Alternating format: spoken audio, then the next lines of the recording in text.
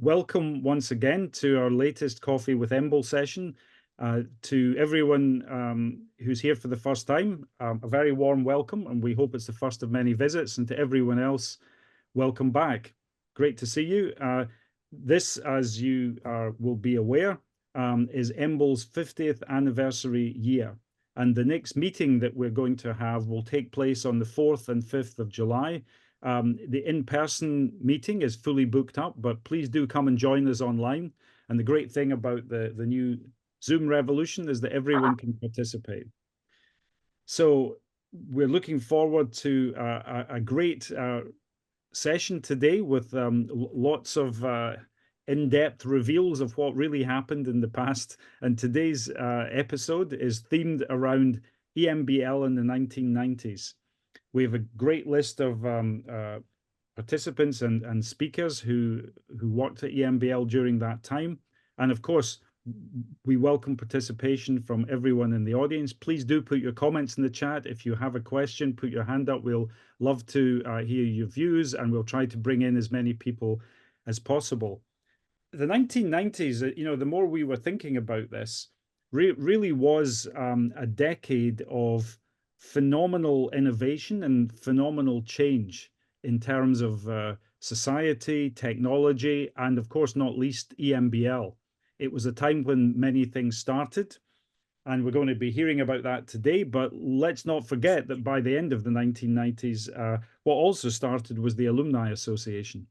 And so we're also celebrating, as well as 50 years of EMBL, 25 years of the EMBL Alumni Association. And we hope it will have many more and continue to grow and be a successful forum and resource for everyone who has worked or been involved with the EMBL organization, and a force for good beyond that. So please do continue to participate, take part in our activities, and we look forward for hearing from you and to involving you in everything we do going forward.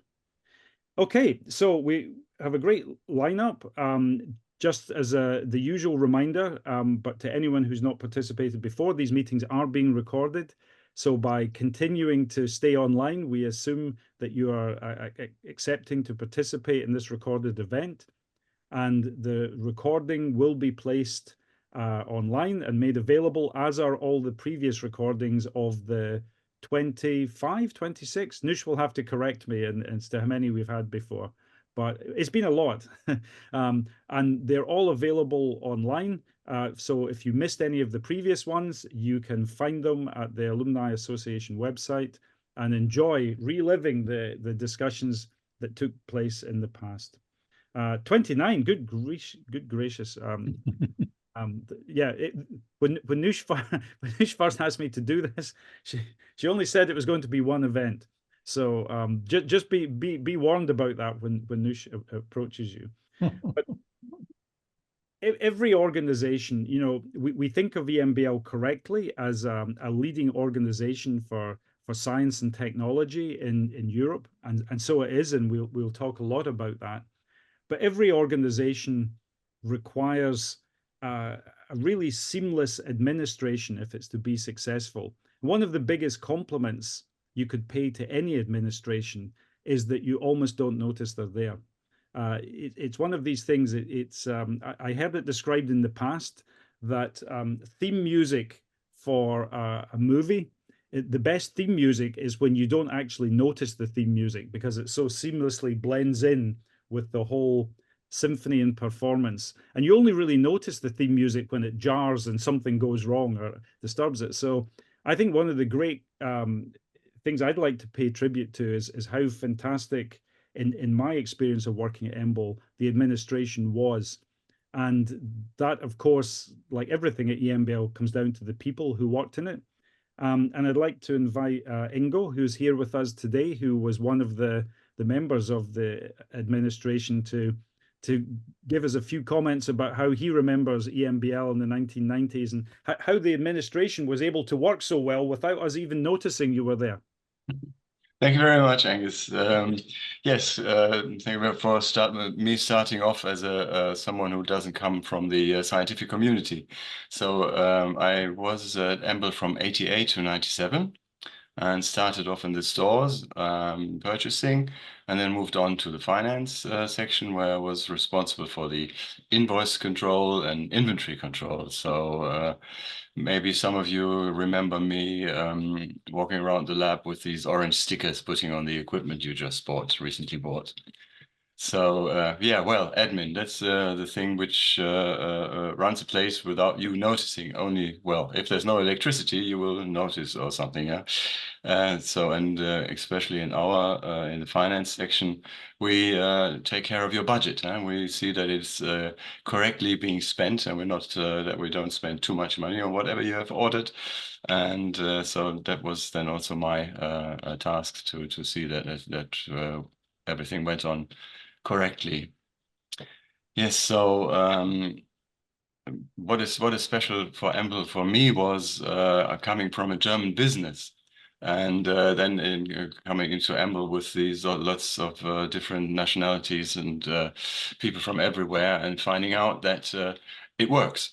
So it works perfectly worked, and it took away all my still being there prejudices about certain things, and we found out that it was very nice and cool to work with people from everywhere, and find out that it's working nicely, and all the different cultures and nationalities bringing in their own specialties, and yeah, that was this is one thing which I remember being very interesting and very good.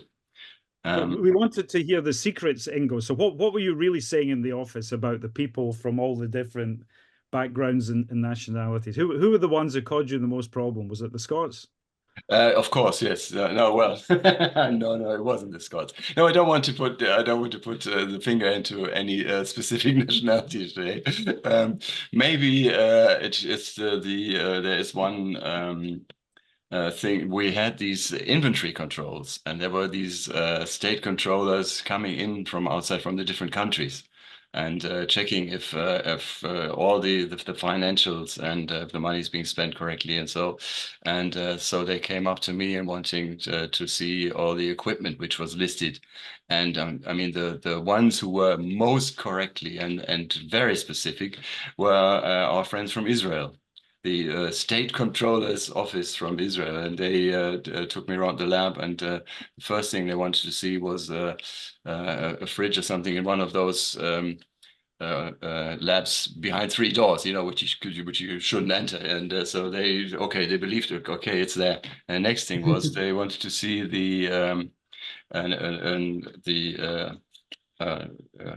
nuclear testing, or the monitor in the nuclear waste facility. And I said, well, no, we don't want to walk there. And but how did you put the sticker on? Well, I put it on when it was new. And so they said, okay, that was the last thing, which we heard everything. We heard about barking dogs and everything. So, but now we want to see really, and yeah, it worked out fine afterwards. So they were really super correct. That was one thing, if you ask me for a specific. But was EMBL very surprising then as an organization from your background in German business training before? Pardon? What? Did you feel the way that EMBL was operating was somehow different from what you were previously experiencing working in a German business? Of course, yes. I mean, one big difference was the very low hierarchy, or almost flat hierarchy, and what I enjoyed also very much was the social clubs. For me, especially the diving clubs, and that I was together in the swimming pool with Fortis and drowning him, you know. And that was something, I'm drowning the director, you know. That was for me, coming from a German business, very strange and odd. And Not drowning him in administration, you mean? No. Yeah, so and actually EMBL was then like for me like a jump into the European organizations, and I was I was lucky to get a job and after these famous 9 years at EMBL in EUMETSAT, it's the European Organization for Meteorological Satellites, you probably know, and so I could then change the molecules into satellites, and it's more or less the same thing. Just the ratio is a bit different. So that is possible for admin people, but certainly not for scientists. Great, thanks a lot, Ingo. Pleasure. Yeah. Well, if I can add, I mean, one memory of that time that I have because I was joining at the end of the 90s, were you still there? Is this incredible checklist that the PhD student would get the first day on arrival with go to this office, get the badge, go to this office, get this other thing, get the clearance. And I was so shocked that, I thought I couldn't work for a couple of days because I had to sort out all the bureaucracy. But next day, 8 in the morning, I was ready to work. And this never happened in my life ever, well, before and not certainly after coming back to Italy. So it was an incredible organization.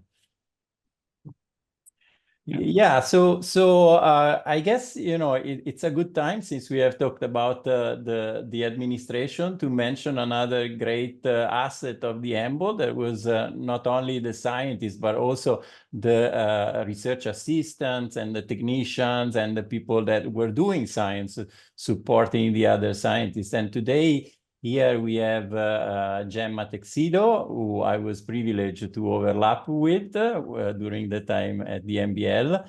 And so it's great to have you here, Gemma. And maybe we can also hear your point of view. I mean, how did you come to the EMBL and what was your experience there? Yes, thank you so much for giving me the opportunity to talk and share with you my great time at the EMBL. So I knew of the EMBL before I joined it. So I knew, of course, of the great science that was running there, those papers. Then also during my time that I was in Cologne at Institute for Genetics, I was in the laboratory of Klaus Rajewski. I was doing a postdoc, and he was my mentor. And at that time, it was the same time when the Monterotondo, so the EMBL, so the mouse biology program was being opened at the EMBL in Monterotondo in Rome.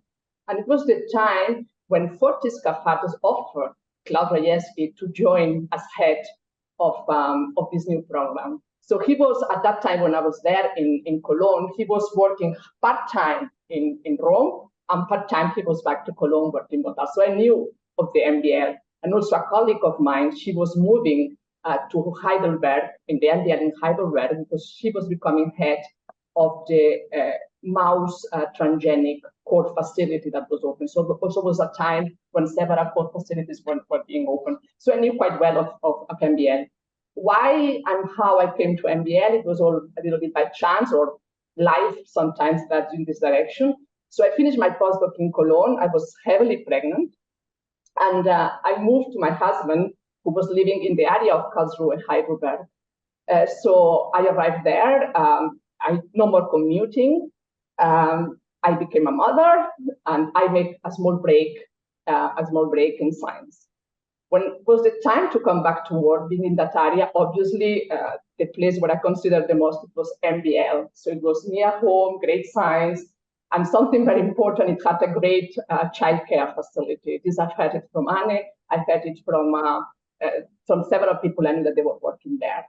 So then I was very happy to learn that Rod Seller in the developmental program group was searching for a research assistant with experience with mouse genetics. So I applied, and I was very fortunate to get the job. So I joined EMBL, I just started working there, and what was marvelous was in the mornings, take your kid. I was taking my son with me, letting him in the kinder house, going to work, picking him. So this was something fantastic, and I have my memories. So I have to say that to have a child care next door is something precious. And I think this was for me, and I imagine it was for all the parents and mothers that were working at EMBL at that time, and now, because I imagine it still continues in that house. And this was not something that had previous decades workers at the EMBL, because there were some comments at the last EMBL Coffee with EMBL from colleagues that had worked in the previous decades and had not this facility. So another thing that I was very impressed of EMBL, it was the international and so supportive atmosphere that was being bred there.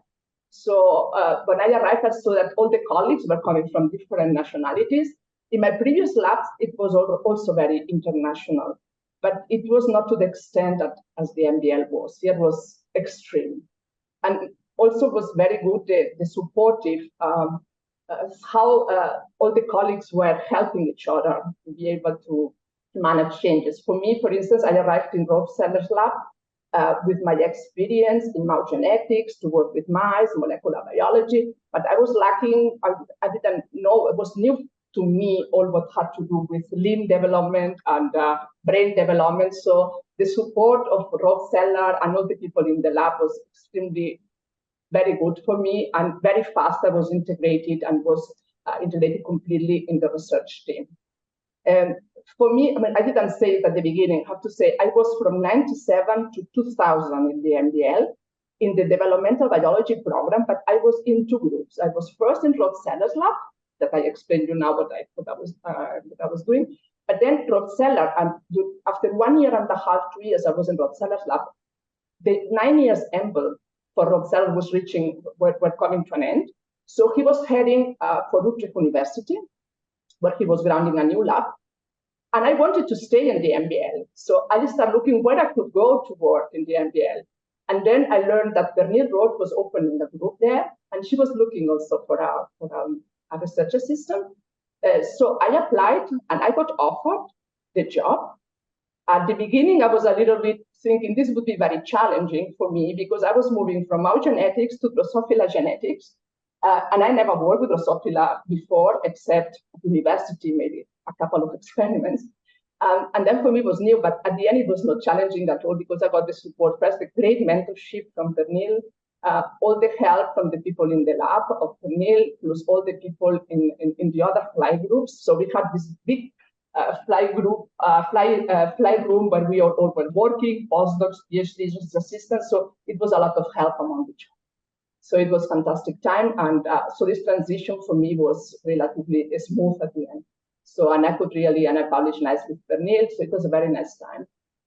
Another thing that was very good at the EMBL, it was these productive collaborations that were among, across the different groups.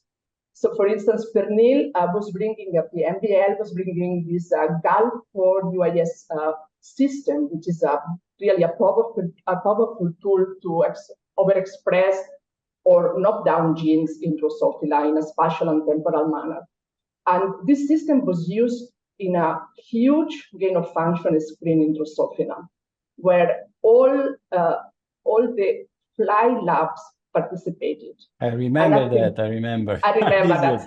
And I think this screen fed a lot of projects afterwards for PhD students and postdocs. Probably you can comment on that, Thomas. Well, no, I will not comment about the science, but I have to say that this was a big model in a moment. It was really a great time. I have to say, it was a great time.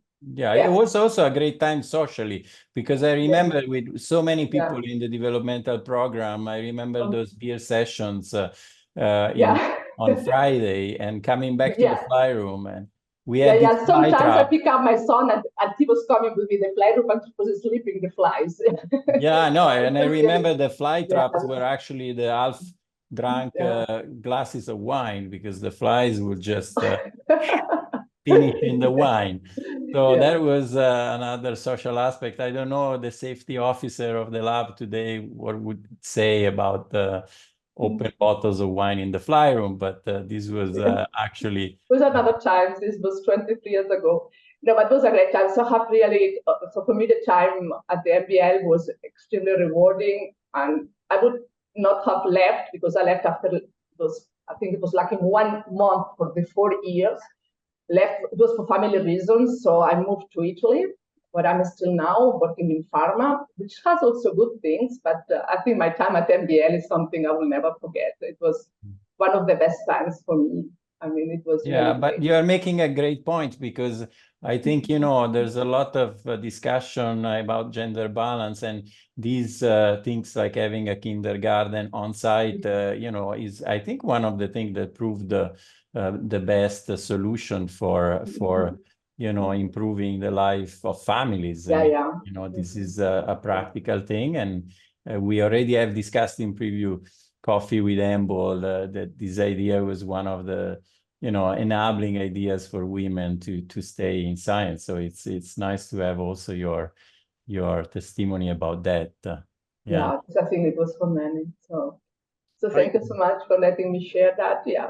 That's great, Gemma. If I could also just pick up on one of the themes that you raised, I think many of the people listening, certainly for me, I feel it very personally, the ability to successfully collaborate was one of my enduring memories from EMBL. Yeah.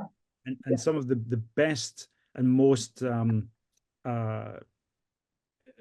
impactful experiences I had were the ability to interact with people, and I had such great interactions. I actually continue to do, but such great interactions with people, and I'm not sure who's all online at the moment. I can't see, but some of them may be Brian Sproat was just, you know, a fantastic collaborator, and Ernst Stelzer made it possible for us to do experiments with a confocal microscope before these were commercially available, and just so many great collaborations. Importantly, also outside of the specific department or division that you were working in. So we were in these programs or departments, but it didn't matter. And I think that was a real model for how you should run a scientific institute. You have organizational structures, programs, divisions. Don't let them. The walls between these must be very porous and allow transfer in and out. And because some of the best ideas and collaborations come from interactions at the interfaces between different disciplines. And for me, that was one of the fantastic things that EMBL did really, really well. Yes.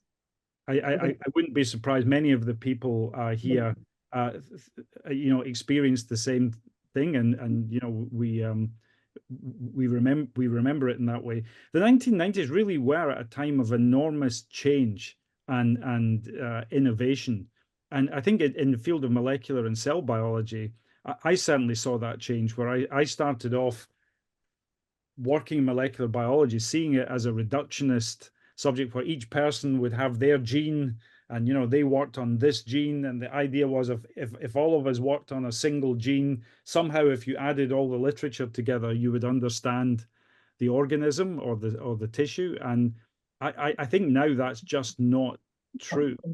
And so I think the 1990s were really the birth for me of an idea of systems biology driven by technology, because the technology suddenly made it possible to sequence entire genomes. And I guess by the very end of the 1990s, we had the first complete human genome sequence, but earlier the fly genome sequence or the nematode genome sequence. And it really opened our eyes to what you could do. And I mean, my time at EMBL also was formative in understanding that you could analyze proteins and not just study one protein, but study, you know, maybe all the proteins, where the technology of mass spectrometry took over. So it was a time of great change, but nowhere bigger than in the field of computational biology and bioinformatics. And I think that's what we're going to turn to next, because the 1990s was a time when we saw the birth of the European Bioinformatics Institute, and that, you know, incredibly productive interface between biology and computational science, which is continuing to amaze us with the advances. And we had the privilege of talking last summer with Des Higgins, who was, of course, a great member of the alumni community.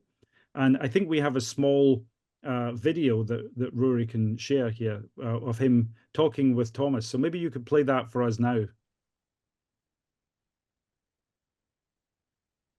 Rory, you're on mute, Rory. You need to unmute yourself. I'm not on mute. Oh. Sorry. Again, we tested this before. I thought we'd solved that technical glitch we had last time, but if not, it doesn't matter. We can come back. Just try it one more time. Press play without going into.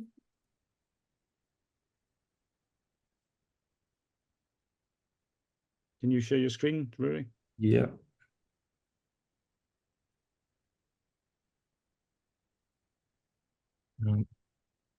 Sorry. Okay, so technology in the 1990s was not as advanced as it is now, but maybe in 10 more years Maybe we'll it solve the should be problem more advanced. of doing that. What Des was trying to comment on again was just I think in that clip he was talking about Mike Ashburner, and he was talking about his own formative years, which started in EMBL Heidelberg and moved to EMBL-EBI.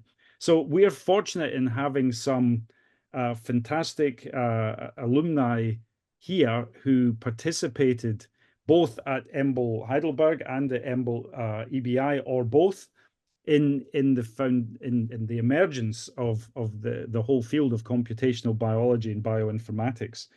And perhaps I could ask Graham Cameron to jump in at this stage. Graham is, of course, famous, even infamous with some people, as a father of European biocomputing. And so, Graham, is it true then that EBI really started in 1994? In truth, the seed of the EBI was sown in 1979, and that was when Ken Murray and Herman Boujard persuaded Kendrew to start a DNA sequence database in EMBL Heidelberg, and that was implemented. Greg Ham was the first employee whose contribution is not recognized, but was quite enormous. And on April Fool's Day in 1982, they appointed me as the second employee of that, the same day as they appointed Leonard Phillipson as Director General of EMBL. So, and this task, I should say I'm not a biologist. I was a mere clerical worker in a database operation, and but I could see that this was big, and I started arguing that there should be a new bit of EMBL, which subsequently became known as the EBI, and we banded proposals for this around. We stuck proposals under the nose of council so many times that they realized that we wouldn't shut up unless they said yes. And actually in 1991, after many iterations, the council said, yes, we're going to establish the EBI, and it's you can have 69 staff for the EBI. And I said, in Scotland, we'd say, right, which somebody can explain to you. It's a way of taking two positives to make a negative. But anyway, I remember saying to David Lippman, this will be 1,000 people. And it was actually, what I was feeling was actually well characterized in Alphys's book, that basically living systems are so much information processors, they're about information. Anyway, so we decided to establish the EBI. The council said yes. And it had always been assumed it would be a new part of EMBL right next back door to the EMBL Heidelberg laboratory. And when the decision was taken, a couple of council delegates said, hey, wait a minute. If we're going to have a new bit of EMBL, we should discuss where it's going to be. And so there was a call for proposals to host the EBI. And there were bids from Uppsala, Heidelberg, and Cambridge or Hinxton, yeah? I won't go into it. I mean, it's not true that the price of whiskey in Uppsala was a negative factor in the decision to reject Uppsala, but so the Wellcome Trust had just got very rich. Wellcome Trust and the MRC put together a proposal that the EBI be located in the UK. That was choreographed largely by Michael Ashburner and John Sulston. And in the summer of 1992, I moved to Hinxton as employee number 1 of the EBI. We I was camping out in the Sanger Institute at that time. We needed a director. Neither Michael Ashburn had been working closely with us. Neither Michael nor I thought we were the directors. We thought we were kind of midwives for this operation. And eventually, and I don't know whether it's probably lost in the history now. At that point, at the beginning of the 90s, Italy was threatening to leave EMBL. And so we had to have an Italian director, or at least it would be a good idea. So Paolo Zanella was hired, who'd been the head of informatics at CERN. Anyway, we'll fast forward a bit on that. Paolo started the EBI industry program. He also hired some pretty good people, including Alvis Brasma.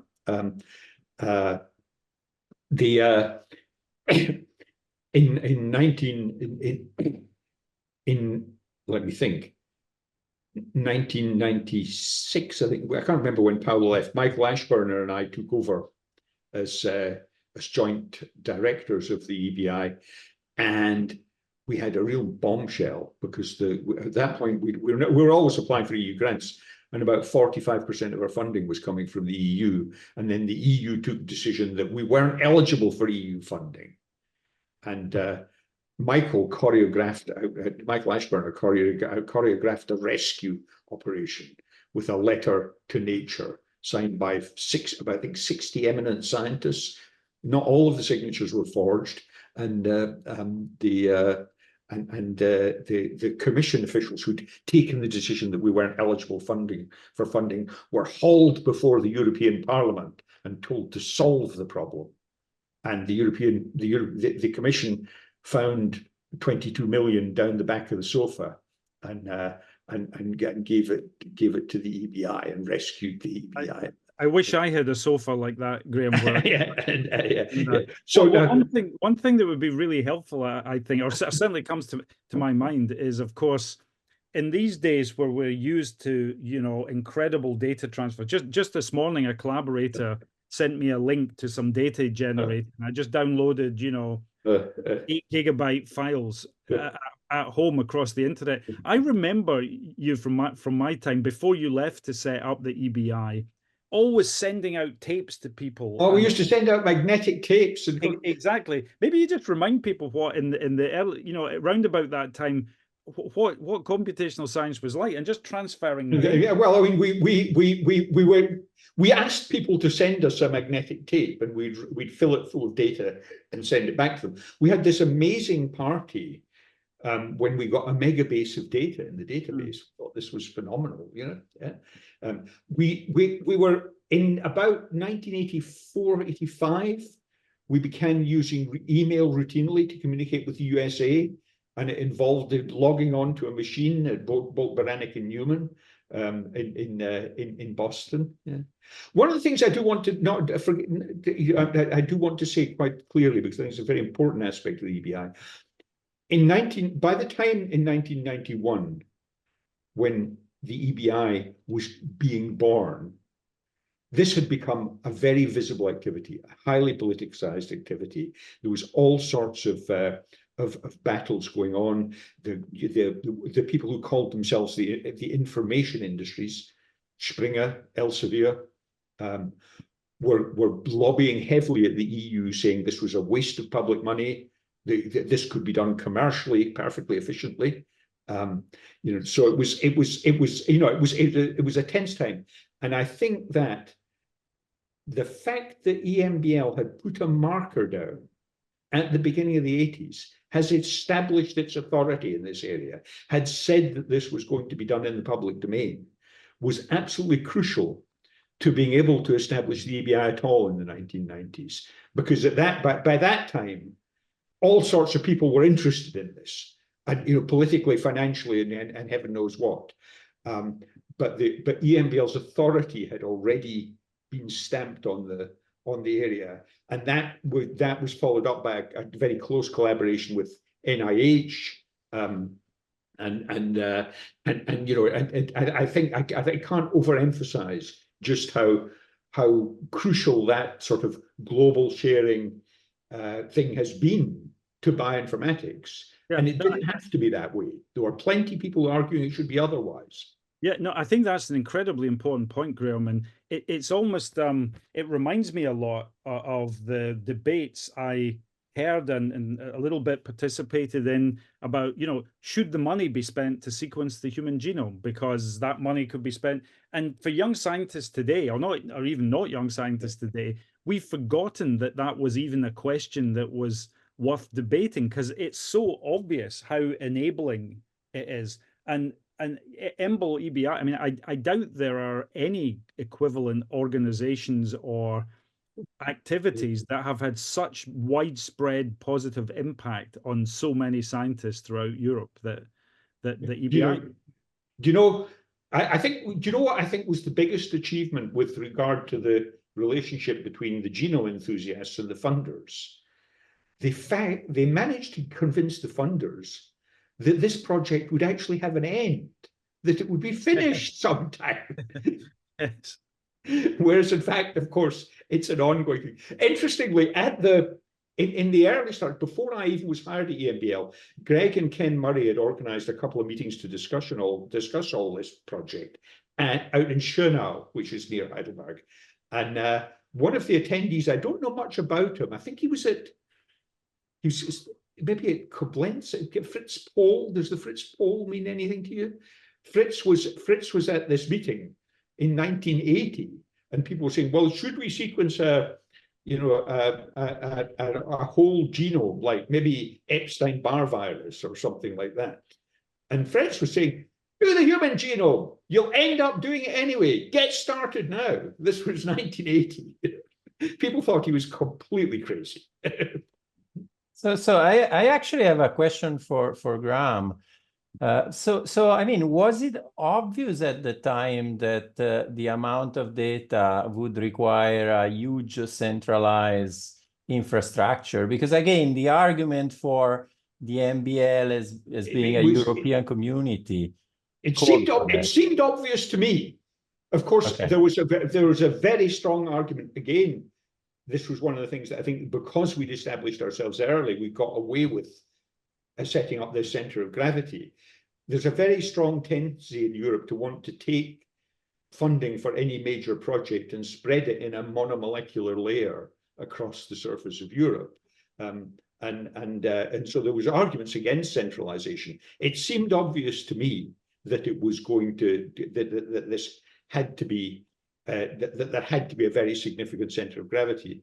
And indeed, I mean, as I say, it is, people often say to me, could you possibly have imagined what the EBI would be like? Actually, I'm arguing the EBIs turned out exactly as I expected. And it was in 1987, I said the EBI would end up being 1,000 people. And you know, I think it's a major activity. I think it's a great credit. I don't take much credit for it myself, actually, apart from just kind of doing a lot of writing boring grants and being a bit of an administrator. But it was I think it's and it's, I mean, I don't know what its usage figures are like now. Yeah. I mean, one thing that I remember of the interview with Dessig, for instance, was that he said it very simply. He said, from the moment we realized that, you know, the scientists would need more than a page of nucleotide sequence and would need to understand that, we realized that we needed programs, bioinformatics, and infrastructure. So I think this what you're saying is really, you know. Well, actually, the most amazing thing is, when we should be talking about the 90s. I'm so anxious because I'm making references. In the 80s, when we started, we were paying people to read sequences on the pages of journals and type them into computers. And Patricia Kahn took it on herself to persuade the editors of journals to insist that people submit data to the databases rather than just print them on the pages of journals. And Maddox, who was editor of Nature at the time, wrote a stinking article saying, we will not submit our authors to unenforceable promises to submit their data to these databases. And so say, Nature was refusing point blank to recognize that printing sequences on the pages of journals wasn't as useful.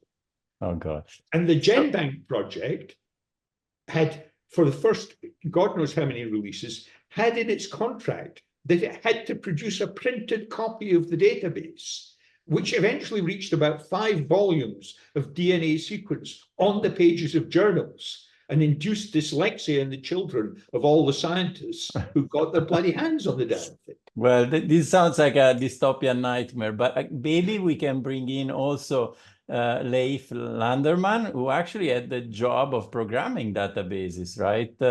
Back around that time. So making sense of all that kind of unreadable and monstrous level of information that only, you know, grew and grew and grew. So how did you get to the EMBL, and what did you find there? What was your job at the time there? Yes, hello. Thank you. Can you hear me? Yeah. I'm Leif. Yeah, actually, I was a trainee at EMBL in 1988, so that's how I got to know about EMBL, and I felt it was a good place to be in. So I was in Christian Bollin's group, in the physical instrumentation group at the EMBL. So then when EBI turned up as an advert in the Swedish paper, I felt this must be really the right thing for me. So I applied and moved to the UK in 1994. And I stayed there for 3 years, and we were 30 to 35 people to start with. Some came from Heidelberg, as Graham and some other, and then the most of us were new people from all over Europe. And that's really the thing, I think, the mix of people from different countries and the young and older people and different cultures and backgrounds and so on. It's really stimulating. But when we started, we didn't have any facilities like they had in EMBL, a nice canteen and all things. We had like temporary building modules for 1 year, I think, and then we got a new building. And we had quite a good pub. A pub, yeah. In the pub in Hinxton, the Red Lion, yeah, where we went I think every Friday for a pub lunch and fish and chips. And then we went into the old Sanger Center at lunches to play table tennis. But it was, I mean, we had fun, real fun, which was the most important thing. And what I did, I was in Peter Stur's group, and we did reloading different file formats, flat files with DNA, loading and unloading data into the EMBL database. And then we kept the database synchronized with one database in the US at the NCBI, and one database in Japan, I think. Yeah, and we started to build websites and make the data available over World Wide Web and so on. I mean, I think, you know, this is a huge challenge, right? I mean, you have to sort of invent how to mine this data, how to annotate this data, how to rationalize this data. I don't know if this was what you were partly involved in, but I mean, it's an entire nomenclature that had to. I think another thing that Desiging was saying in the video is that Michael Ashburner himself was sitting at the computer trying to label the data that was in the database to try to build an ontology, and that became essentially the Go term ontology that we are still using, because you had to build a universe, I guess, to make sense of the information. And I had a quick question also, Leif, either for you or Cedric or Graham, or actually all of you. You were just referring there, Leif, also to the World Wide Web, and then earlier Graham was making, you know, reference to the magnetic tapes they used to send around. At what point did this change over from, you know, sending out magnetic tapes or hard drives to then realizing that actually everyone could just be connected, and you could just have a central repository and pull data off the cloud? I mean, at what point did that happen? And that was around the beginning of the 90s that started. We started, I mean, I remember when we first went to Hinxton, we started burning CDs of burning optical discs and sending them out, and that maybe lasted 2 or 3 years or something like that. And then we started offering things over the web. Our web presence was started almost immediately when we went to the UK.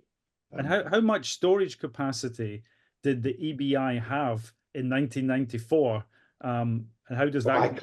I cannot remember. I'd probably be an order of magnitude out if I guessed. But it was, do you remember, Leif? No, I don't remember. But I think we about 1/10 of as much as on your phone or something like that. Probably.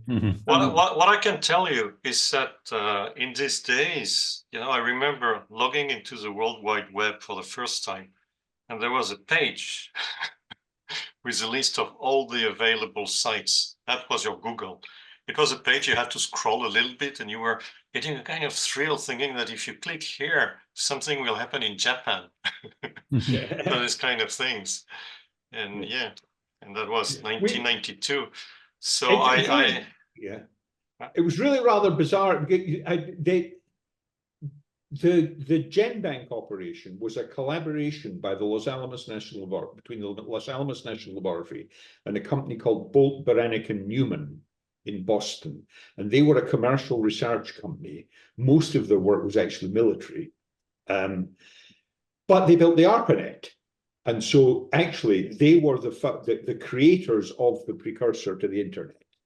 And back in like certainly 1984, we were already exchanging information with our American collaborators over the networks, very inefficiently, but and we were dealing in email.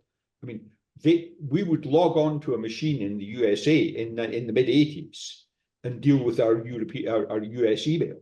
So it was, so in fact we were involved in that before most people. I mean, most people sort of think of the internet as something that came along. The web, they regard the internet and the web as the same thing. Biology was a major engine of all these things, because we were the first one to move big amounts of data. And actually, we were talking about data and the human genome and all this, that we should not forget the US were instrumental. And that's because of this federalization, that anything that is paid with public money has to be made public. And this really was a driver behind all of this stuff. As European, we were just following, and that's something, you were talking about Landeman. He really was big on these things. You were the first. The EMBL was established before GenBank. But the driving force was the legislation. Europe was too fragmented, and that's really something that made a difference. And about the human genome, we were talking about the human genome. If we had left it to the consortium as they were, we still will not have the genome. I think it was like 2040 or something. And then suddenly Greg Venter came, rocked the place, decided that we were going to sequence everything 20 times. Who cares? Money is cheap. And it worked. And they changed genomics. So that's something, it's great to have the EBI, and I love it. And I have a few words to say about how inspirational it has been for my career. But you need outsiders who come and break everything from time to time. And Greg Venter, for instance, is one of them. So I'm very proud, because I am the PhD student number 0 of the EBI. If you program in C, you're not number 1, you're number 0. And so I didn't come to the EBI as a computational biologist. Actually, I came as a molecular biologist. And then shortly after arriving at the EMBL, because I had studied in France, and in France we don't have a lot of money, so we don't do practical and all the stuff. I was a pretty good student, but it turns out I have 2 left hands, which is not extremely convenient to work in the lab. And so I decided I didn't want to do any wet lab anymore, and asked Des Higgins, would you take me in your lab? And Des took me. And that's how it started. And 3 months later, I had to move to the EBI. And initially, it looked great, because Saffron Walden was a major improvement over Boxberg, right? It was full of life. It was full of shops and stuff. But something funny happened.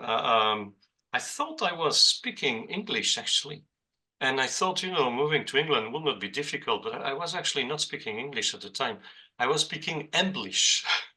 And EMBL-ish is a very special language because our languages are full of lateral transfer. And there are hundreds of words that, you know, make perfect sense at EMBL Heidelberg and make no sense in Hinxton, which I never managed to pronounce correctly, actually. Every morning I was taking the bus and I was asking for a single to Hinxton, and every morning the guy will say, "Where?"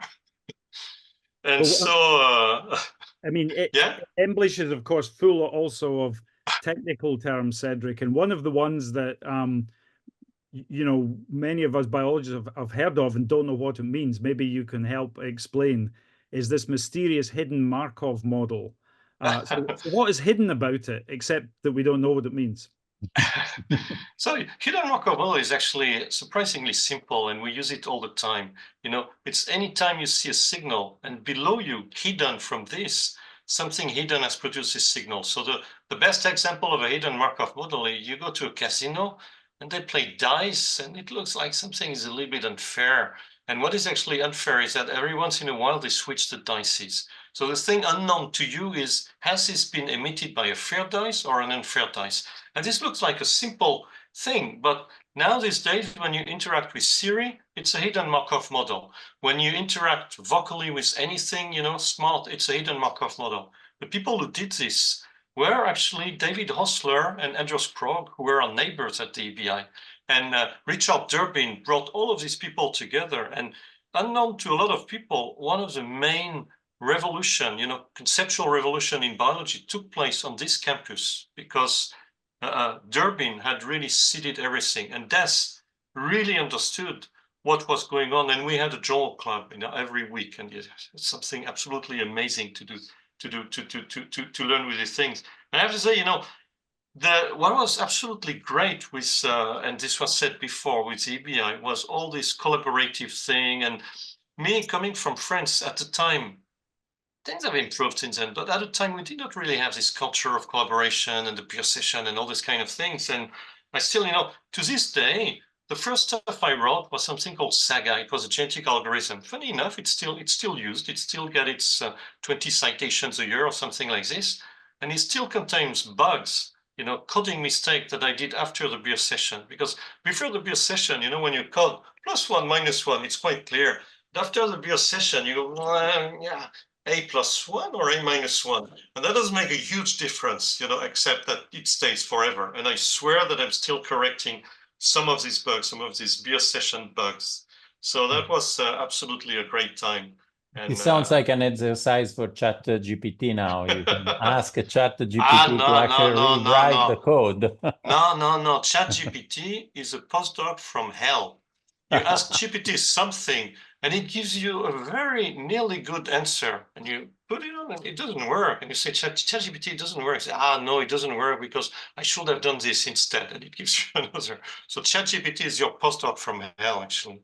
Okay. Actually, Cedric said something very interesting there that I'd forgotten about, that when we started using the computer networks, there was all sorts of barriers to getting across national borders in Europe. So we had to set up this bloody MNet project where the data could be dropped down in different countries. And it was mostly to do with the IT. Well, they didn't think of them as the IT providers, the communications companies. They'd charge you real money to send data from Germany to France, kind of thing. You know, it was just crazy. Amazing. Yeah. I still remember very, very early Desigin sending mails, and you will see, you know, at the time when you were sending a mail, it was almost, well, it was traveling physically, but you could see it travel physically. It was going from node to node, and and if you had sent the wrong mail or made a mistake, you could see in slow motion your life going towards its end. So that's how it was working in these days. But I actually was thinking that the big impediment at the time and the real need for a centralized infrastructure is that moving data electronically was impossible, large portions of data. So you had to be there. It's funny because, you know, all of these things are cyclic and we are going back to this. And for instance, now we cannot move the data. The very big data sets, forget about downloading it, installing them locally. They have to live in some cloud. And we are back to your borders, Graham, because then the Europeans are going to say, we don't want the European data to be in the US. And so you have to have a data warehouse in Ireland. And then suddenly with the Dagoma agreement, the southern countries do not want their data to travel. So we are back to square one. And that's the way I think openness, open source. Everybody thought open source was granted and this was easy and source will be open forever. And you in Berlin had made a point and all these kind of things. And now AlphaFold 3 was published without open source code. So we are back, all of these things are cyclic and it's an ongoing fight. You have to keep fighting for this data to remain open. As Des Higgins, a PhD student, it was a good reminder, Cedric, that I think Noosh has got the video, or at least a little clip of Des. I mean, it's hard not to involve Des in one of these discussions. Let's see if we can play it this time. In 1985 was something that some people got very excited by. A lot of biologists who liked writing computer programs but didn't have much to write computer programs about suddenly realized that you couldn't look at DNA sequences. You couldn't even look at them without software. As once DNA sequences went more than 5 or 6 lines long, it was difficult to just look at them by eye. Michael Ashburn was one of the people responsible for persuading EMBL to set up a nucleotide sequence database. And that was in 1981, and that went on to become the data library, which in 1994 became the EBI, the European Bioinformatics Institute. I personally knew Michael Ashburn. He wrote me one of the references for my current position in Dublin. But he also, I can remember him sitting at his computer in Cambridge, typing in keywords, biology keywords, like kinase or ribosome or ribosomal protein and so on. And he started by trying to make a collection of all the possible biological keywords for Drosophila. And that ended up becoming GO, the gene ontology system, which revolutionized a lot of gene searching and a lot of microarray analysis about 15, 20 years ago. So Michael is a very influential man.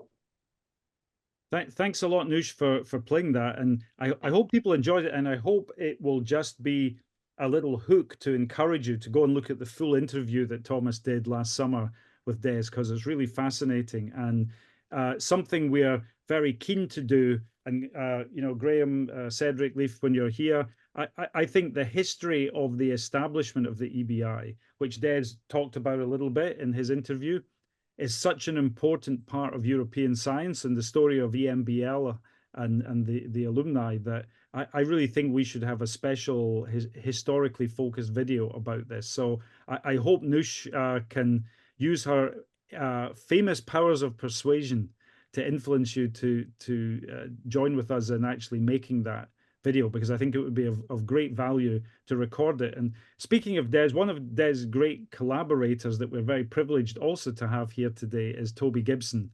Now, when Graham led the I don't call it exodus, but the grand march from Heidelberg over to Hinxton to establish the EBI and create this wonderful EMBL-EBI institute, it's so fundamental to have computational science involved in the ongoing research also at EMBL Heidelberg, that some people stayed behind bravely to carry on this tradition. And Toby, you were one of that gallant few who stayed behind to hold the fort. Good to see you. Yeah, it's great to be here, Angus. Hi, everybody.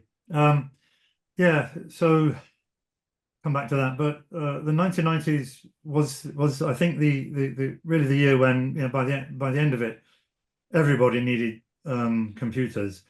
Because when I started my career, I was a molecular biologist, and well, I wasn't a very good one probably, but I was a DNA sequencer, and but people would they would think about what experiments they're going to do. But by the end of the 1990s, you had to actually go on the computer to check a lot of facts. that were in databases and resources before you could actually design your next experiments and things. And that transition occurred in that decade. So that's one thing to say. But I came in 1986 for 2 years, and of serial sets of extensions, I ended up staying until I retired last year. In the 1990s, I think, was the kind of the decade when I feel I became an established scientist. And I'm going to tell everybody that the first paper that I wrote in published in 1990 was with Angus Landeman on the origin of life. So if we're talking about collaborations and being able to do anything in EMBL, then that was an example. It wasn't what we actually either of us properly worked on. At the beginning of the 90s, probably it was also still the case that the computational biology was much more structural than it was nucleic acid sequence. And again, by the end of the decade, that had massively inverted. But I was interested in proteins, and protein sequences coming out through DNA sequences, and they were highly modular. And in our unit in EMBL, we had a very productive time working on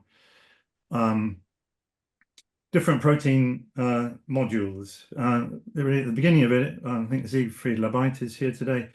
The muscle proteins, really big muscle proteins, were sequenced, and they were highly repetitive domains and stuff. So we had a lot of fun, a lot of people, Kevin Leonard, Siegfried in particular, working on those. But we kept on looking at more and more different classes of domains, and always trying to solve structures in collaboration with the experimental groups and so on. So we had this theme running, and it went on even outside of the 1990s, but it was my interest was to be working on protein domains. And then occasionally these also lead to collaborations with other units. And so people like Thomas Graf, Sarah Courtnage, Gemma's boss, who I've written his name down, immediately comes out of my head, but Rob Seller, for example, we all, you know, they would need to try to think about structure function of their proteins, and I would get involved in very attractive, for me, great fun collaborations. So it was a wonderful collaborative era, and I had a lot of fun. Now, you mentioned Des, obviously. At one point, you know, I incrementally went as a staff scientist, from postdoc to staff scientist. I could hire one person. This was Julie Thompson. She was a C programmer. And we started trying to build tools, which I couldn't build because I was a lousy programmer, being a molecular biologist. And then we started collaborating with Des, because he was also involved in these protein needed to alignments, and he was involved in these activities.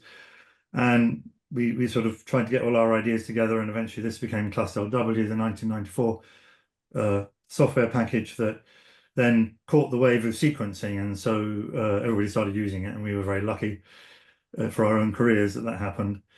But it wasn't the thing that I spent my most time on, but it was the biggest impact for most people in science. How many citations has it received to date, Toby? Oh, well, you see, in Google, it keeps going up and down, depending on, you know, when they get rid of all the errors and stuff, or whatever, but you know, it's about 80,000 or something. I haven't looked for a few months.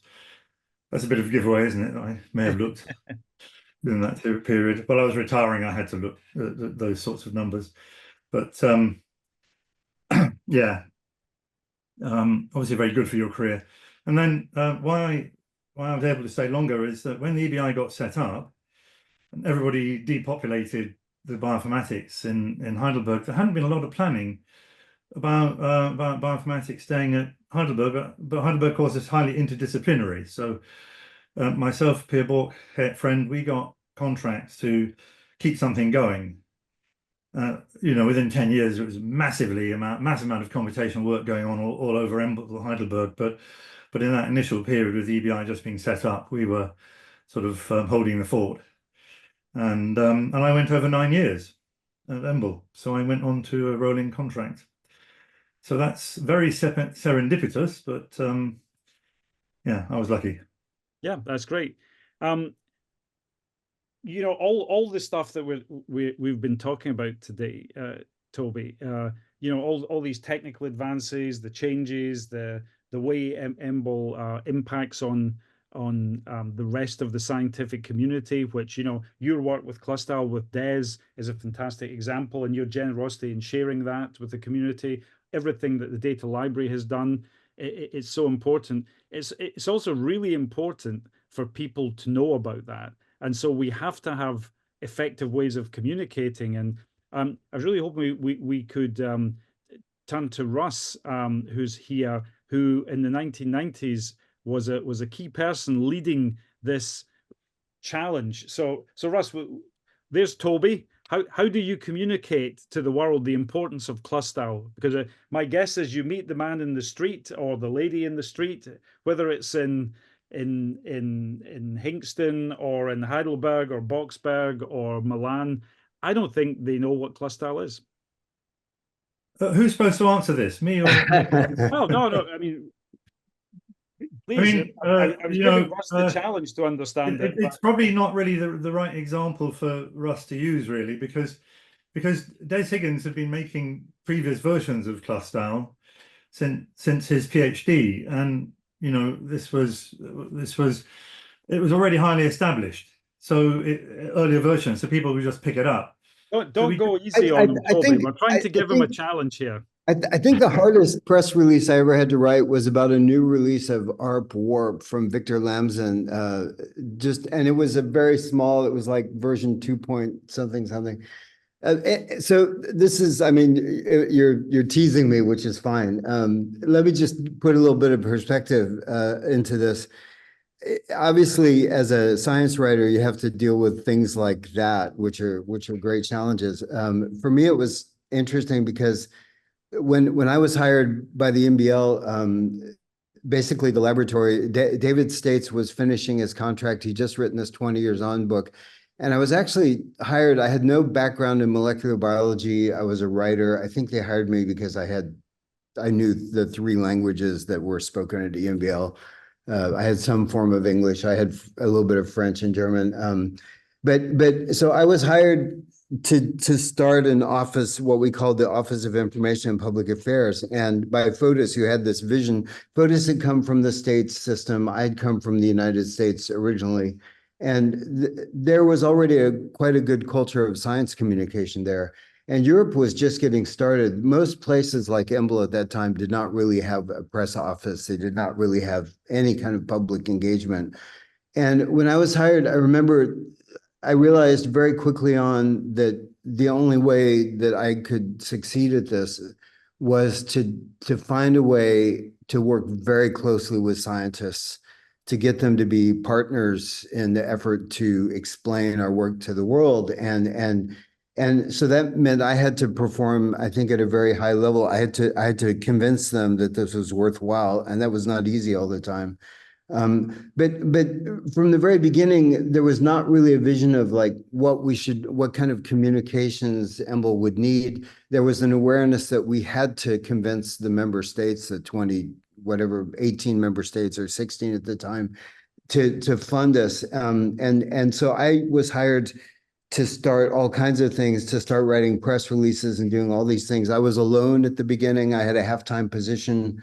Haldor Stephenson had been hired to start the Science and Society program, whatever that was. And I was also told in the first 9 months, you have to write an annual report for the EMBL. And I said, what's an annual report? And Fotis said, well, he gave me a bunch of examples and I thought they were all horrible. I didn't like them.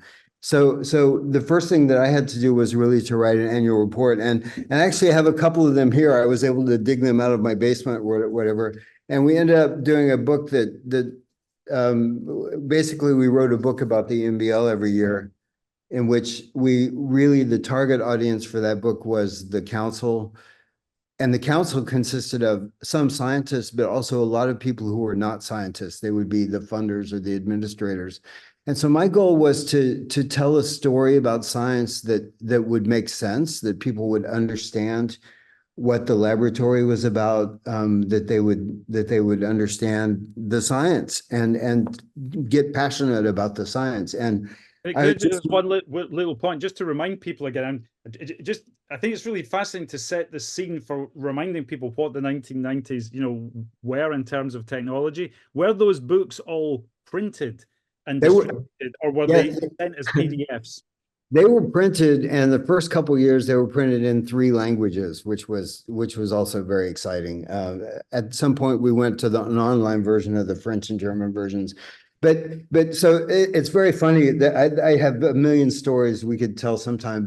But so we invented a new kind of annual report because I thought we needed to be showing people what science was like. We needed to show people what scientists were like. We needed to explain this unusual form of laboratory.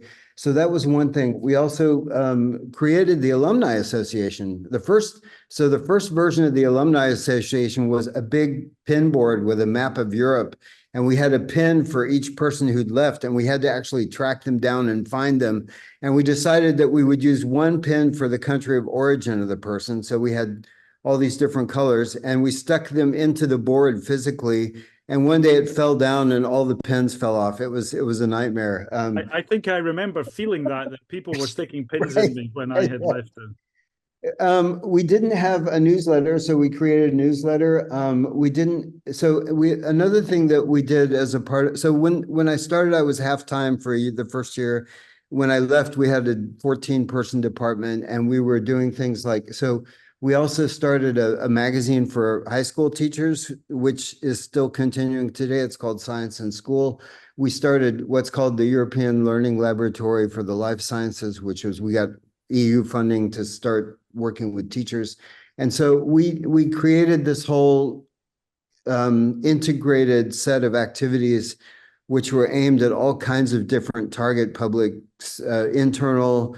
We had to also manage the information transfer between the different sites because it was very complicated to just get the different parts of the lab to know what was going on and to talk to each other. So our newsletter, the original purpose of that was to open channels of communication between the different sites of the EMBL. And I was traveling to at least one outstation every 2 weeks, sometimes more often than that, just to make sure that.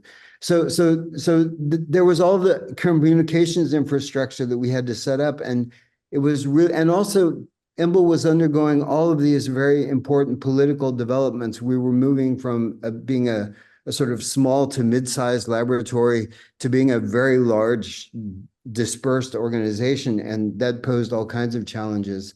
Can I ask what you found the most difficult challenge? Because you had to communicate with these different audiences. So the politicians and funders who gave you money, the scientists in the different EMBL laboratories and between the different programs, but also the general public to explain the importance of EMBL's mission and what it did.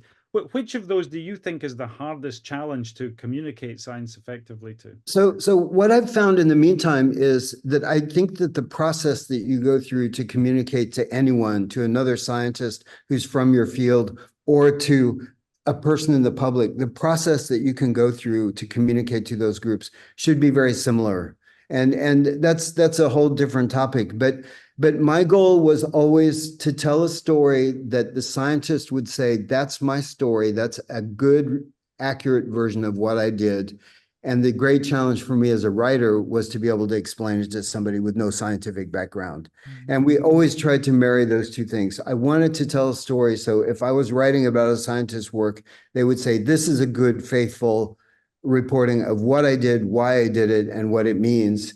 But also somebody who's not without a scientific background, because even within the same lab, we were having people with all of these different types of expertise. We were trying to speak to medical doctors. We were trying to speak to across disciplinary boundaries. So if I can say that, I mean, I relate a lot to that because I remember that the annual report for me, it was a source of understanding of all that the other groups were doing.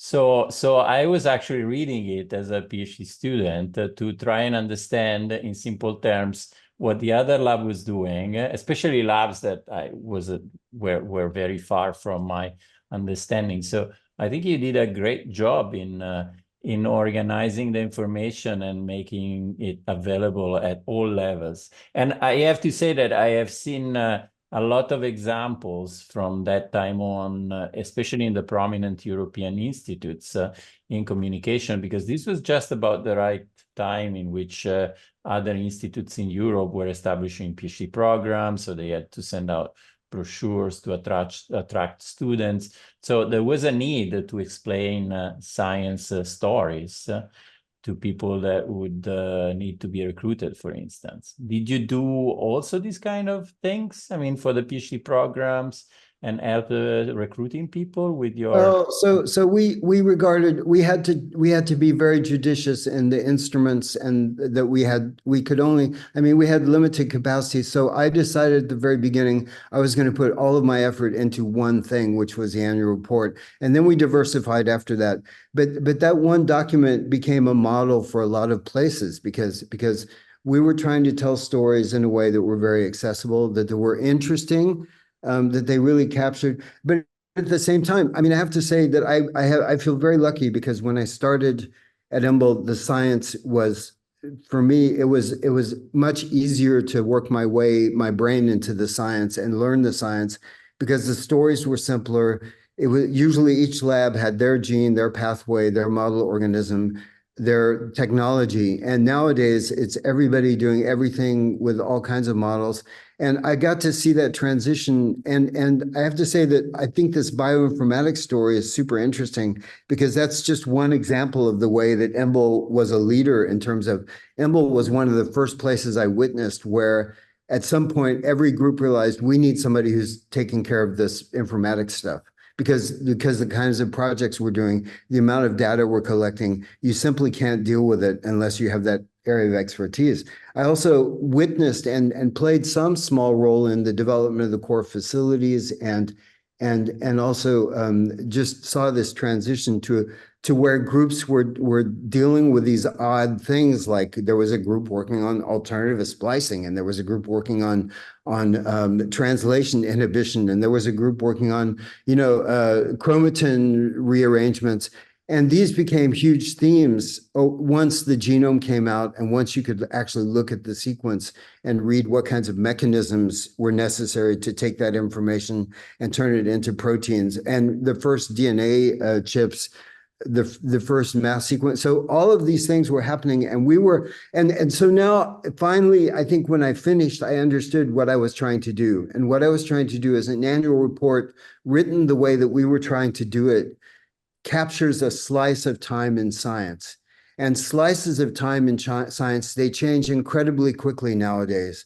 Nowadays, people are talking about things like phase separation. They're talking about things like single cell transcriptomics or spatial proteomics. And those things have arrived very recently, and they're going to leave. And if you want to know how people were thinking back in 2002, where would you go? Well, we captured a view of all of the activity of the laboratory, and the thinking that was happening, and the questions people were asking, and the technologies they were using. And you can go back and you can look at those documents now, and you can sort of recapture what it was like to do science in those times.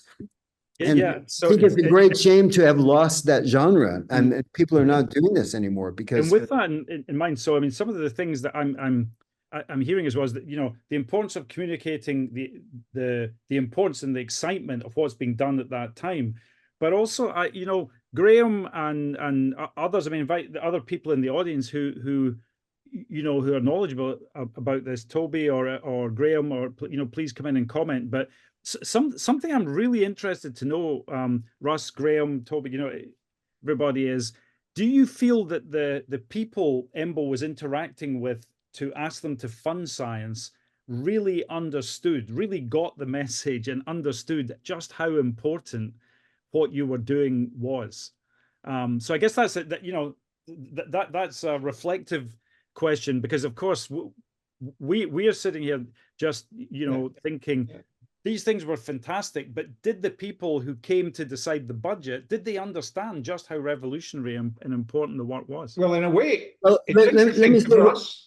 let me say one thing about that. Just, we have the same problem now, and that is if you're an institute and you're going to fund sources, and you trot out all the buzzwords like translational research or whatever. It's there's a real need to profoundly and meaningfully explain what we're doing and to break it down for them, because all of these things right now, what's happening right now is tremendously important. And if we fail to really explain it at a meaningful level to people, then all of the work that we're doing right now, there's a potential that it just will not have the impact that it should and go on to develop the way that it should. So I don't think it's a problem of that period. I think it's an eternal problem in science. And the question is whether we really take it on ourselves to do the hard work of breaking it down and thinking ourselves about what it means in a way that lets us explain it to other people. Do you feel that you managed to communicate that? I mean, it's interesting, actually. In truth, our job, in a way, at the EBI was dead easy.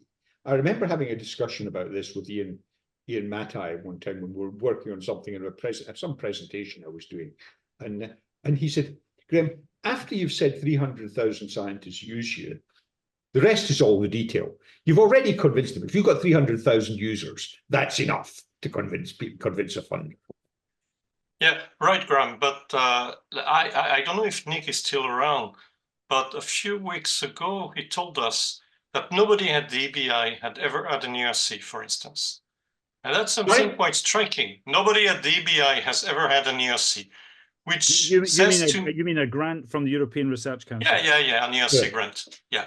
And to me, it says something quite interesting about the conservative nature of the funders and, you know, the lobbying groups that are actually channeling money one way or another.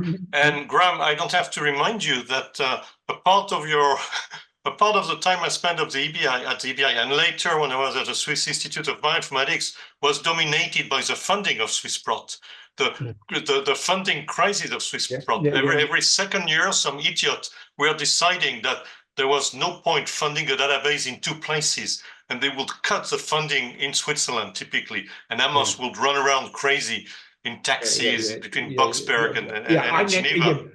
Yeah, actually, what I said was rather banal, because basically, you know, the EBI, of course, and my involvement in it was very much in creating a service for science. And I don't feel any insult in being called a servant of science. Sometimes it was quite challenging, sometimes perhaps even as challenging as the science. So that is easy to justify. All of that depended on the context of a very rich research environment, which was the connection to EMBL. And it was when we moved to Hinxton in the early days, it was a real struggle because we were ripped out of that context. And actually the early group of people that we had at the EBI were great at doing things like writing magnetic tapes and organizing databases and sending them around the world. But there was, you know, this all depended on the connection with the science. And it's true that that service mentality, and I can't, you know, the challenges of the researchers at the EBI are every bit the same as the challenges at the rest of EMBL. And I was speaking very much from my position as a provider of that service, not as a researcher.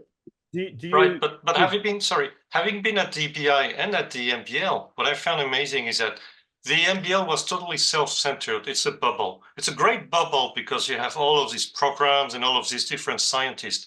The EBI was much more in a hub, and it's still now. It's a neighbor of fantastic places like Sanger with the Darwin Tree of Life and all these things. And that made a huge difference. That's one of the things I appreciated at the EBI very much.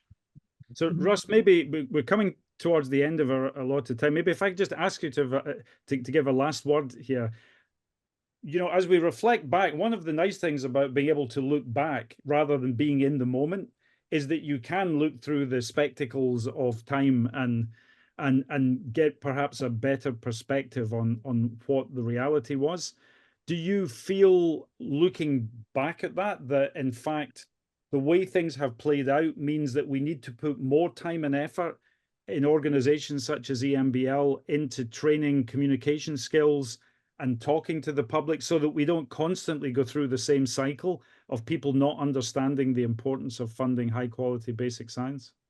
Yes, I do. So I think probably the thing that I'm most involved in right now is to have understood that writing about science and communicating science is a step towards thinking about science. And so I'm heavily invested right now in training people to go to the ERC or to prepare their grants or whatever, because I think the process of having to explain yourself to the world is a process that helps you reflect. It helps you take a longer view of things, and it also puts you into kind of a more historical and context.